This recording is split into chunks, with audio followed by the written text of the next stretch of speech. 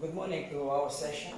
We have scheduled three fantastic talks from three important presenters. I'm Adrian Podolano. I'm from University of Kent, Canterbury, UK. We have a swap of two communications. The first workshop to present will be Professor Mihaela Gheorghiu. Correct? Good. Professor Gheorghiu is from the International Center for Biodynamics, University of Bucharest. She has obtained her PhD from the University of Bucharest Faculty of Biology in 2002.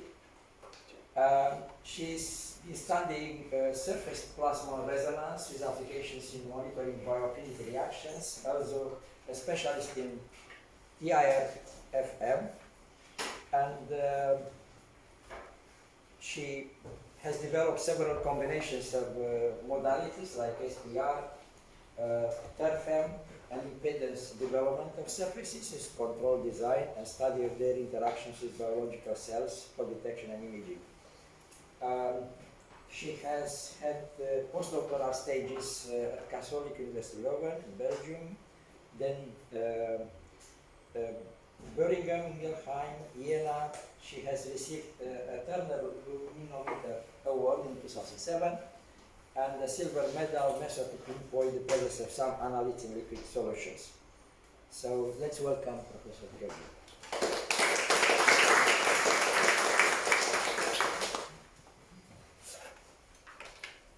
Thank you very much for the kind introduction and for making your thorough investigation on the bio, because what was written. Thank you very much. I also feel that I have to say that I'm indeed Mihaela Gheorghiu and not the presenter that was supposed to be here.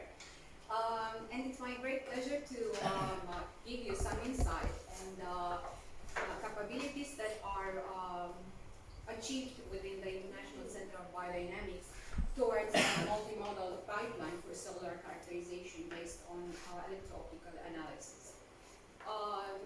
Hopefully this, at the end of my talk, will show that we try to transform this rather featureless or colorless image of a cell into a more dynamic and full of information picture.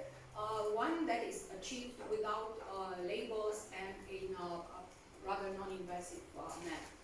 So if you would have expected to have a clear outline of my presentation, this is the contrary. I wanted to show you how complicated it would be to have a relevant core panel for cancer cell clinical diagnosis.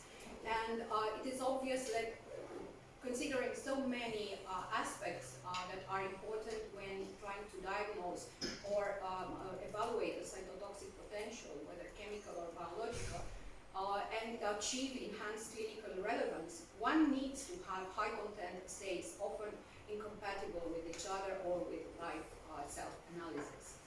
So we somehow distilled this complicated picture into say-specific observables, and throughout my talk I will try to show you how we try to combine these aspects into achieving this multimodal characterization of cells. Well, actually into what is supposed to be a pipeline for this characterization.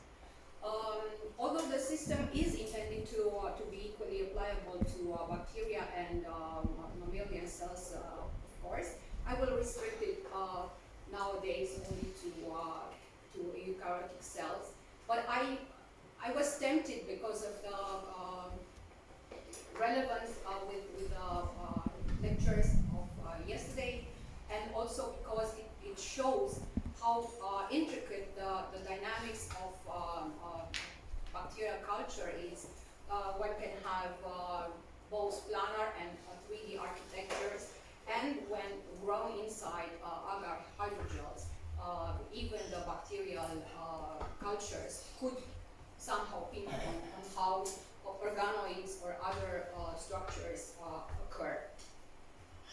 So hopefully after my presentation, it will be clear how one can achieve individual cell morphology, information about migration, invasion, and motility, adhesion to substrate, viability, stress, and treatment responses. I will touch a little bit on cell-cell interaction and cluster architecture, and provide some preliminary data on our impact in assessing glycocalyx and pericellular matrices.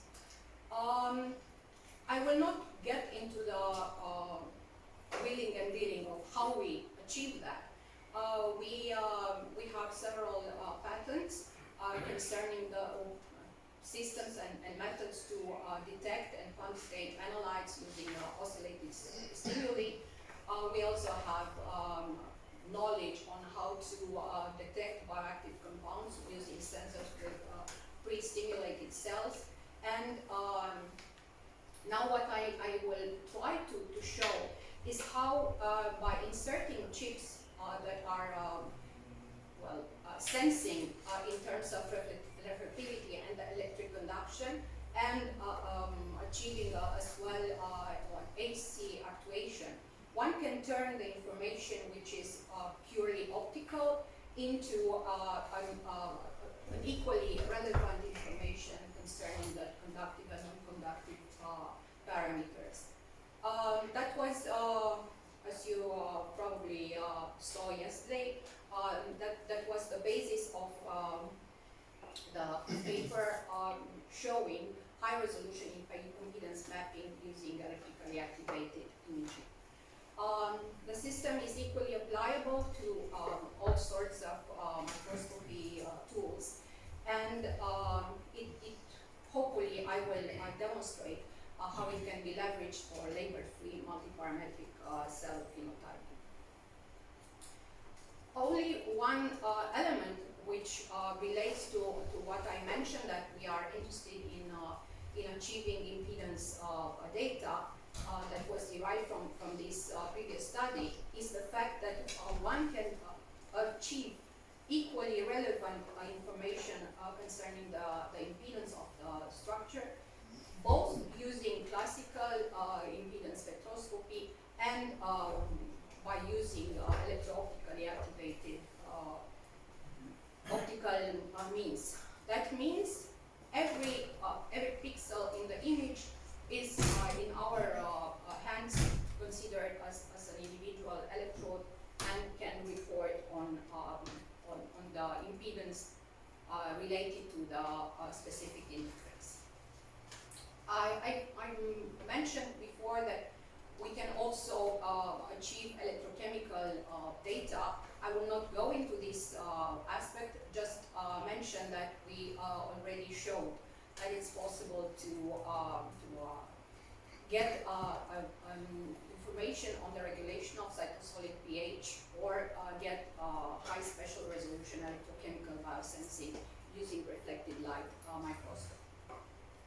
This reflected light microscopy, in terms of cells, has a particular relevance because it shows contact areas or areas of closer contact of the cell with the substrate, and can also provide edge dynamics.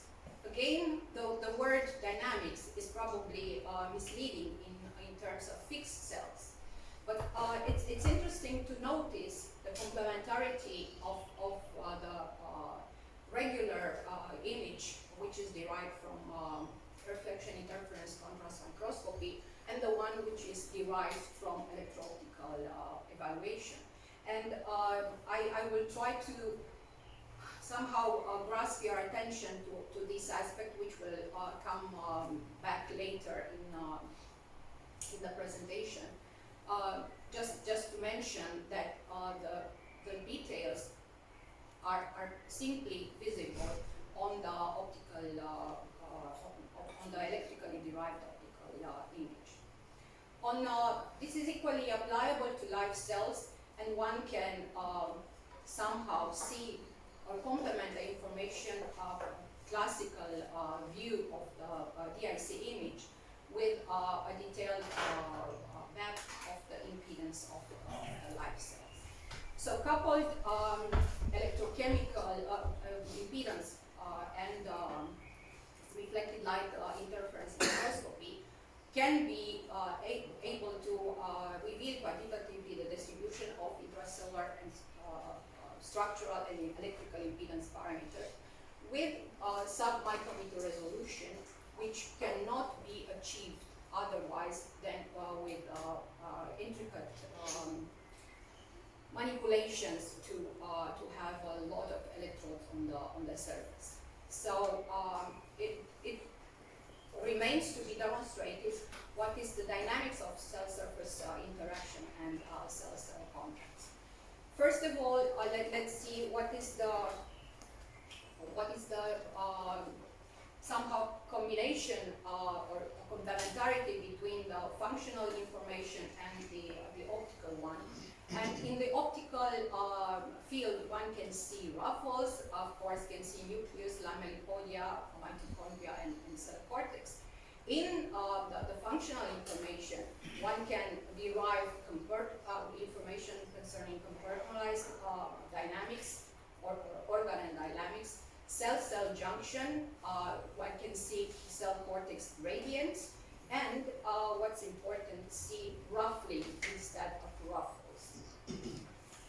So one can also derive the impedance spectra that are relevant for cell growth dynamics, cell status, and cell response. And depending on the quality of the optical system, how fast one can get the images, one can expand the frequency domain. Of course, there are challenges. Fast decrease of the electrical contrast with increasing frequency. This is limited to adherent cells, and it has indeed sensitivity to movements. But going back to what I tried to pinpoint at the beginning of my talk, this sensitivity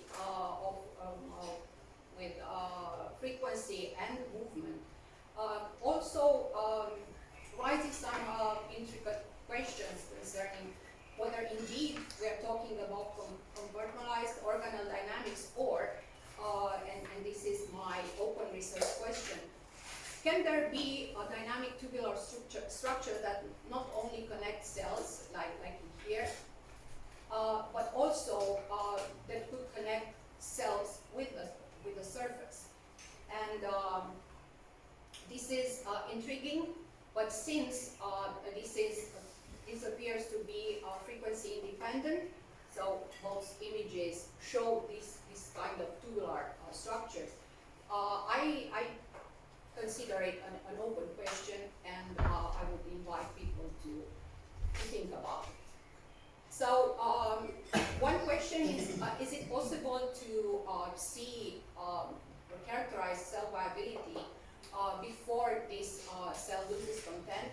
And the obvious impact of such an assay would be assessment of cytotoxic potential. And one can see that between actually after being subjected to a special antibiotic in 1.5 hours, it is obvious that one can see membrane permeabilization and cell retraction. An additional question is, can this be somehow related to metabolic activity?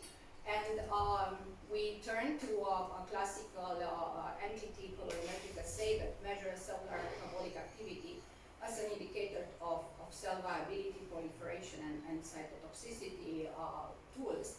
And interestingly, the compound can also highlight differences in membrane permeability with faster adhering nanostructures. You can see that there are some punctated structure within the cell appearing only after 10 minutes of treatment, and not like one hour or more. So the impact is that one can derive faster and novel information about the effect of a certain compound. One can also ask what is the actual dynamics of the enzymatic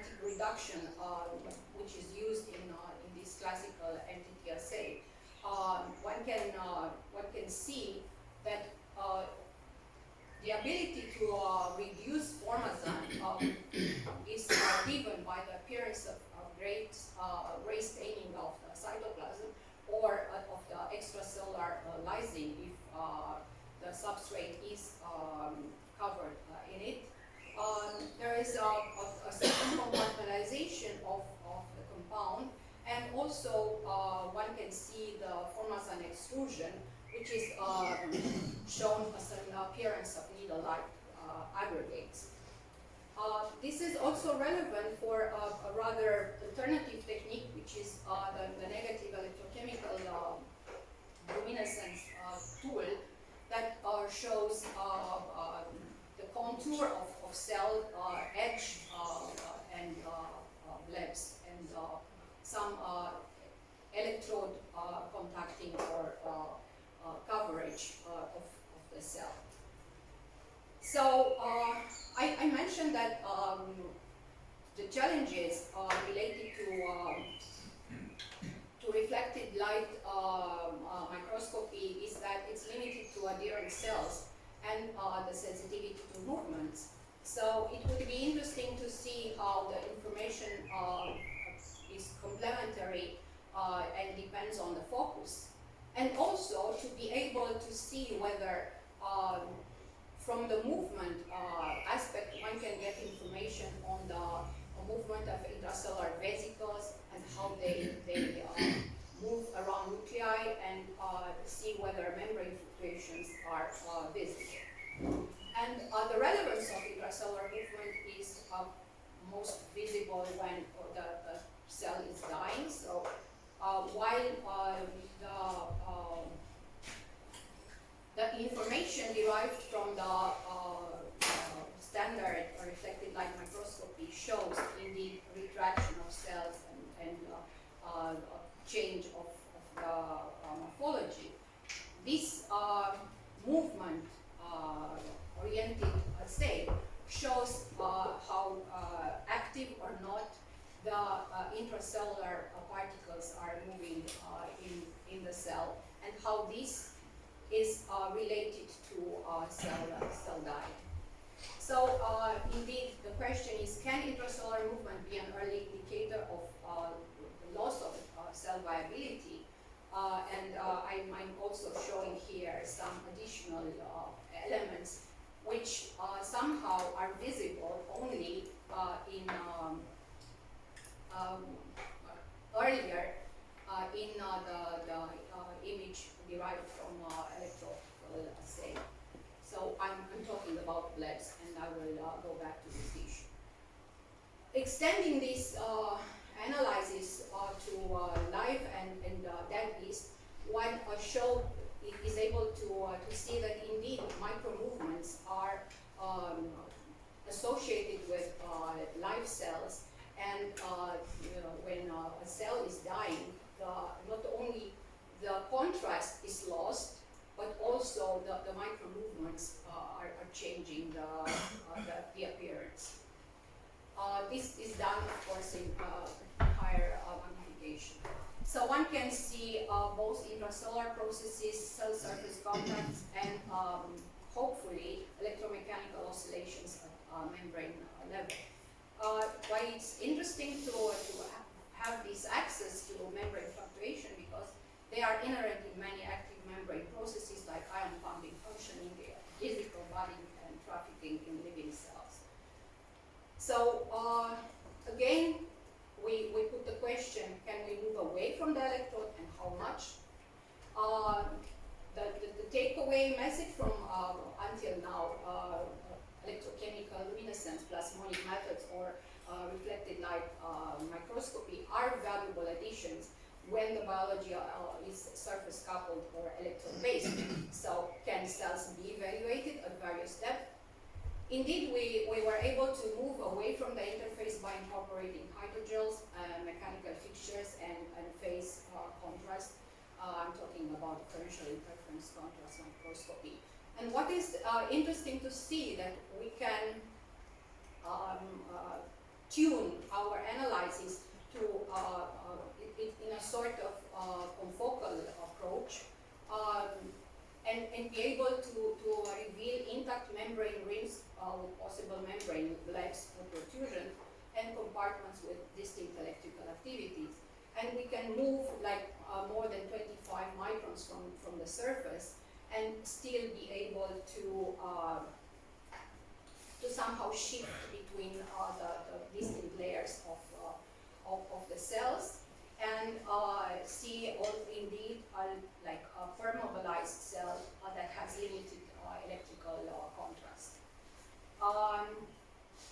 also correct them for what is relevant for organelle dynamics. And in here you can see a stack of DIC-derived electrical maps corrected for intracellular movement. And there, I hope it's visible from my perspective, you could see the appearance of extracellular vesicles budding from the cells. The relevance of membrane blebs is multiple, manifold. So it belongs to cellular response to external stimuli, and we have shown that with pre-stimulated cells. And we also revealed a pretty interesting complementarity of optical and electrical features. It's also relevant when a cell is dividing, and this is both a nuisance and an advantage when evaluating the viability of cells, because it's difficult to really grasp when a cell is dividing or a cell is dying. When the cell is moving or metastasizing, it is also relevant how the blebs are formed, and of course how they communicate or change their environment. It's also interesting to see more about how the structure of these membranes is relevant. So one additional question was, is it possible to evaluate other interfaces, such as the glycocalyx? And besides being a very preliminary demonstration, I would like to pinpoint the way we are able to see glycocalyx dynamics and organization. So here I'm having a time lapse of up to 110 minutes of cells which are exposed to ruthenium red as a possible enhancer of glycocalyx structure. And I would like to show you how this transition is visible in electro-optically derived images, and also pinpoint on these structures that are formed around the cell. So it's no longer what we discussed before, like cell retraction or change in the morphology. It's a matter of organization of the extracellular or extramembrane structure. And also it is visible that between two cells, this type of glycocalyx is orienting and is starting to interact. In the end, what regular differential interference contrast image, reflected light microscopy information would show would be also some changes in the membrane structure on the overall cell. So it's also we try to see whether this kind of relevant detail on the organization of a glycocalyx can show differences between mother and daughter cells. And of course, this is another open question, but we might infer that the ruffled ones appear to be the daughter. So in a nutshell, what we showed was that we are able to derive time evolutions of optical contrast and electrical contrast. We are able to get relevant information concerning membrane reorganization, intracellular vesicles. That can be done at various depths and levels. And the future, actually, the current work concerns detailed analysis and control of nonlinear processes, expanding the frequency range, or bring the multimodal system close to a point of need structure. So more or less able to be implemented in clinical laboratories. Also, as a future ideas and ways of collaborating, we are interested in detailed analysis of organoid dynamics. We would like to study the glycocalyx, and here the collaboration with Vienna and Dragan Jelice, which is most valuable, and Emanuela. We are also interested in the quantitation and characterization of cells which are known highest yielding extracellular vesicle types of cells, and this is initiated collaboration with Japan.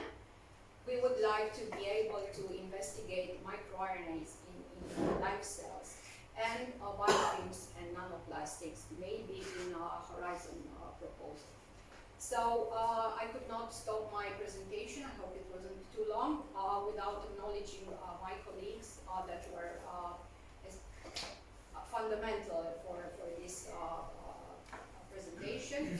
I would like to thank the funding and also somehow invite you to get in contact and be able to bring this from a close to reality perspective into a regular instrument and achieve the highest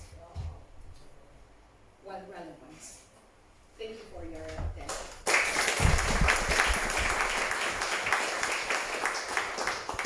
Okay, thanks for the presentation. Questions? Yeah.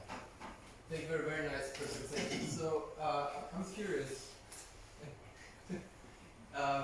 is it possible to use many different types of substrates here as well, or are you limited in like an ITO surface? If I want to look at the interaction with a modified surface, is it also possible?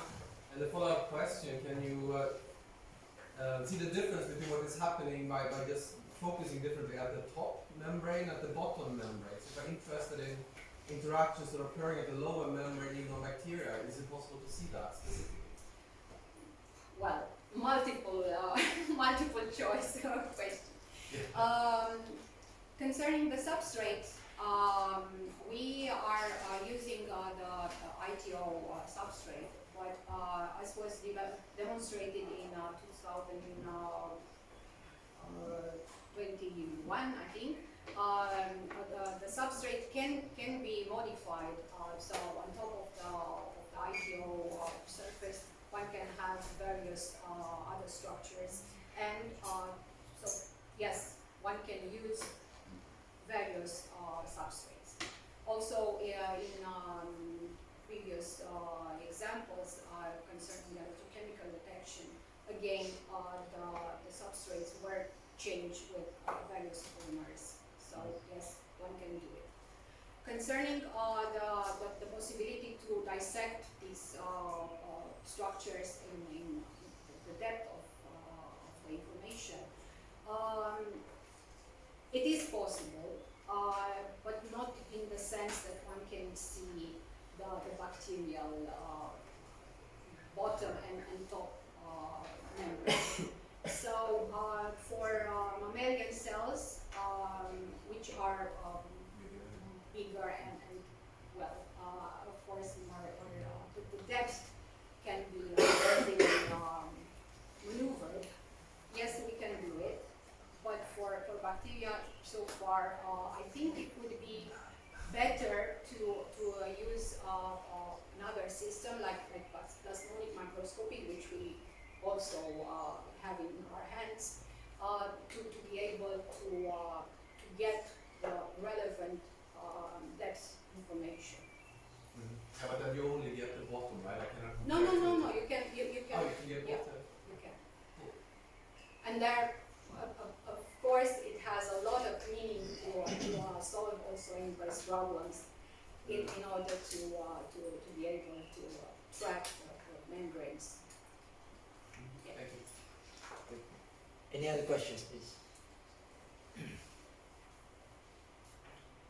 I have curiosity, when you interact with the cells, applying electrical fields. How do you secure that that electrical field is homogeneous across surface and volume? Is there any ways? Because immediately as you send a skirt of helical of the electric field, all the impedances along the path. Yeah, but or just ignore it. You don't look into it. We don't use high electric field, that for one. And in addition, it depends on the structure of the electric field. If you control well the applied electrode, then the structure of the electrode that is reporting is only influenced by the cells themselves and not the biggest inhomogeneity generator in the system. So no, we know how to control so that the field is more or less homogeneous for the whole image. Yeah. This is measure the intensity of electrical field. Yes, and this is again a complementary development. So we are now able to evaluate both the field that is on the surface and and see how cells are interacting. Yeah. Any other questions? Okay. Yeah. So how close do you think you are to solving the reverse problem as you call it, like having a nice biophysical model by which you can directly address the sort of cell biophysical parameters by this type of microscopy? What we actually have is this rough estimation of impedance values, that means amplitude, but we are very close, if not there, to derive as well of the phase formation. And those parameters are actually all we need in order to derive the intracellular, extracellular membrane parameters of the cell. So, yeah.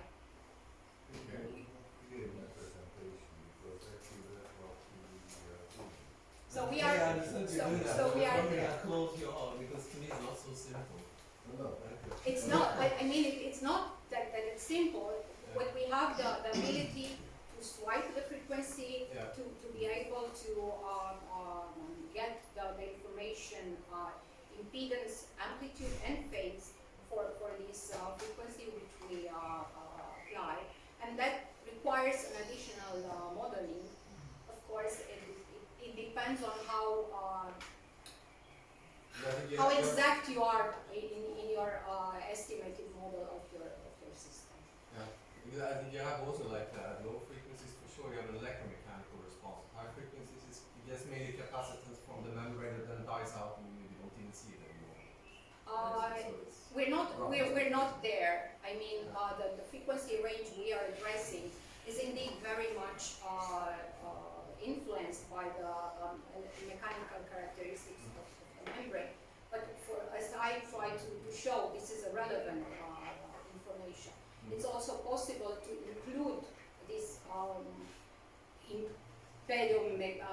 mechanical parameter as I don't know, as an equivalent physical parameter.